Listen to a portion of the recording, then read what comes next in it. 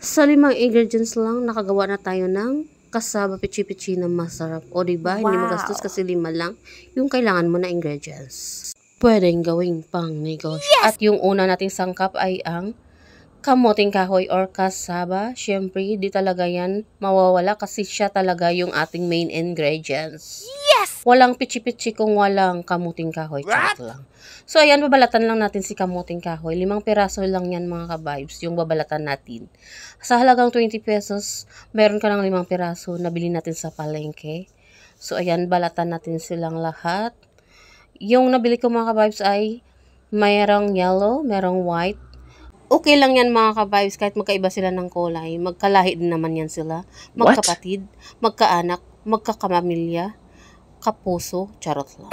So, ayan mga ka-vibes, kahit anong kulay pa yan, pareho rin naman yan silang kasaba or kamuting kahoy. So, ayan, hinugasan na natin yung kamuting kahoy natin. Hugasan ng mabuti para mawala yung putik-putik niya sa katawan. Charot lang. So, ayan, 2 beses natin siyang hinugasan. Ayan, kakaskasin na natin siya. Kakaskasin na natin siya ng perong pino. Gamit yung pangkaskas ng cheese na pino. Yung butas niya ay peno. Yan yung gamitin natin mga kabays para magsarap yung ating pichi-pichi na kasaba. So, ayan, nakaskasan natin silang lahat. Ayan, yung ating nakaskas. So, ang gagawin natin dyan ay pipigaan natin siya mga vibes. Ayan, pipigaan natin siya. Tanggalin lahat ng katas niya. Tapos, yung napiga natin, ilagay natin sa isang lagayan na bakante. Doon natin siya ilagay. Kapag napiga na lahat mga ka-vibes, pwede na natin siyang lotoin. So, panoorin nyo lang yung step by step kung paano gawin ang paggawa ng kasaba pichi-pichi para may matutunan naman kayo sa buhay nyo. Charot lang. So, ayan mga ka-vibes. Yan yung mga step paano gawin yung kasaba pichi-pichi. Depende yan sa style nyo sa pagluto ng pichi-pichi. Meron naman kayong ideya kung paano gawin. So, gawin nyo yung ideya nyo na naisip. Charot lang. So, pero ito yung aking version ng paggawa ng kasaba pichi-pichi. Ito yung ideya ko. At ito yung mga sangkap ko. Ayan, yung kasaba natin na kinaskas ay 3 cups. Tapos, half cup na sugar puti. Saka meron tayong tubig na 1½ cup. At nilagyan natin ng pandan leaves. Pure pandan leaves extract yan yung mga ka-vibes. Ang nilagay natin para mabango yung ating kasaba pichi-pichi. So, ayan, meron tayong lanyera. Papahiran lang natin ng mantika para hindi dumikit yung ating kasaba kapag in-steam na natin siya mga ka-vibes. Lanyera, kahit anong size ng lanyera nyo or anumang sukat ng inyong lanyera, okay lang yan mga ka-vibes. Ano mang hugis ng inyong lanyera, okay lang yan. Basta meron kayong lanyera na pwedeng gamitin sa pag-steam, okay lang yan mga ka-vibes. Kung anong available meron sa inyo, yun yung gamitin nyo. Huwag na kayong manghiram sa kapitbahay, charot lang. So, ayan yung ginamit ko ay square na lanyera. So, platin-platin lang natin mga ka-vibes. Ayan, ipantay-pantay lang natin para pantay din ang pagluto niya. So, ayan, ilagay natin lahat na magkasya sa lanyera natin. Pero, dapat ang pagluto nito mga vibes ay medyo nipis lang yung pag-steam natin para mabilis lang yung pagluto kapag na-steam na natin. Kasi kapag makapal at kung pupunuin mo naman yung lanyera mo ay matagal maluto mga ka-vibes yung ating kasaba steam.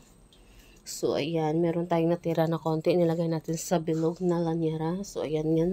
Ayan na sila. Nakalagay na sa lanyera. So, nakita nyo naman mga kabibes, hindi puno yung ating lanyera. So, ayan, meron na tayong apoy. Nagpa-apoy na tayo para sa ating pag-steam mga kabibes. So, ayan, meron tayong kaserola. Nilagyan natin ng yan mga kabibes. Yung holder. Ayan, para may patungan tayo ng lanyera natin. So, nilagay natin yung lanyera na merong kasaba. So, i-steam natin, tinakpan natin ng dahon para hindi malagyan ng tubig. So, ayan, walang takip itong kaserola ko. So, nag-DIY ako ng takip. Ayan, maghintay lang tayo ng ilang minuto, segundo, oras na maluto yung ating kasaba na in-steam. Magbabalat tayo ng niyog para sa ating toppings. Toppings para sa kasaba pichi-pichi. Yung ginamit natin na niyog dito ay bata pa. Para masarap. Charot lang.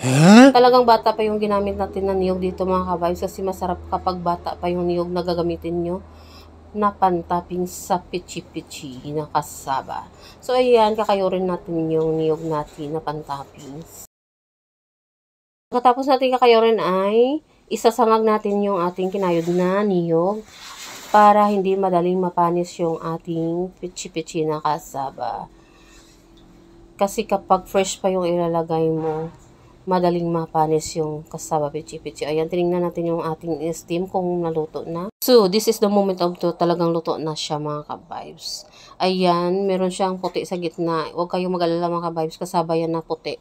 Yan yung itsura ng kasaba na puti kapag na-steam. Yung yellow is yellow na kasaba yan.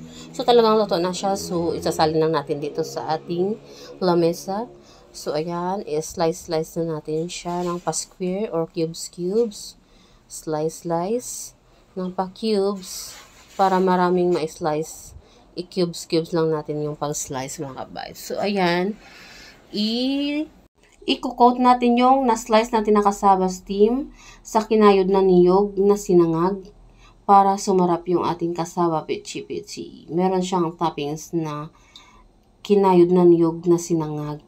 So, ayan. Pwede rin kayong gumamit ng cheese na kinaskas mga ka-vibes kung gusto nyo. Pwede din naman yan sa ating kasaba pichi-pichi.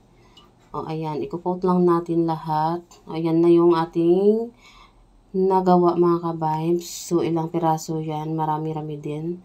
So, ayan. Mukhang masarap. Titikman natin kung masarap nga ba talaga. So, yummy talaga mga ka-vibes. Tamang-tama lang yung tamis niya. Hindi siya nakakaumay.